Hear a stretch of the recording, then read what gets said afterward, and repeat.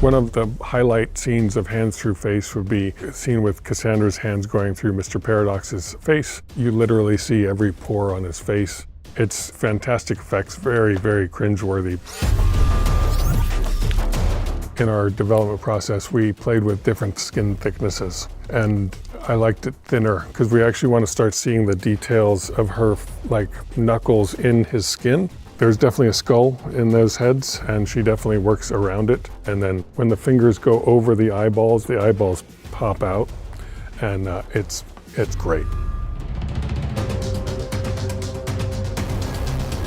So for Hands Through Face, Sean and the VFX team started out with comic book reference. There's some key comic book frames that we really tried to match, where it goes straight up through here, and her fingers like to come out the nostrils and the eyeballs and the ears.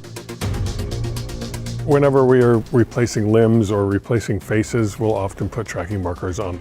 Emma's hand has to go somewhere, so we would just put it off to the side or this side or out of frame. Then we would do clean plates on the day to clean up the arm or the hand. And then in post, we would do a fully digital hand and arm, and then into a mostly digital Matthew McFadden face. Then we go into detailed animation, and that would be getting the details of the fingers, sliding over the skull just right, getting it over the forehead and dipping into the eye socket, that kind of thing. And then we go into a final detailed sculpting and creature pass, and that's where you really would figure out, like if she was wearing a ring, you would see the ring in there or the knuckle. Ring, please.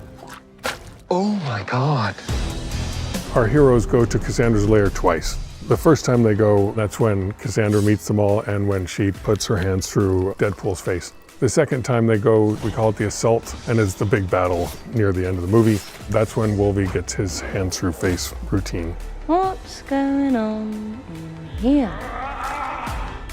The assault is a really great example of just a huge collaboration between stunts, camera department, visual effects, props, everything.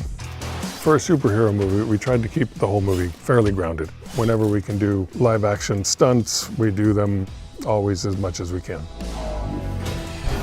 Emma's performance really nailed Cassandra. They just absolutely crushed it. It's really, really one of the best villains I've seen in a long time. Basically a complex psychopath, but a villain that we all have grown to love, to hate.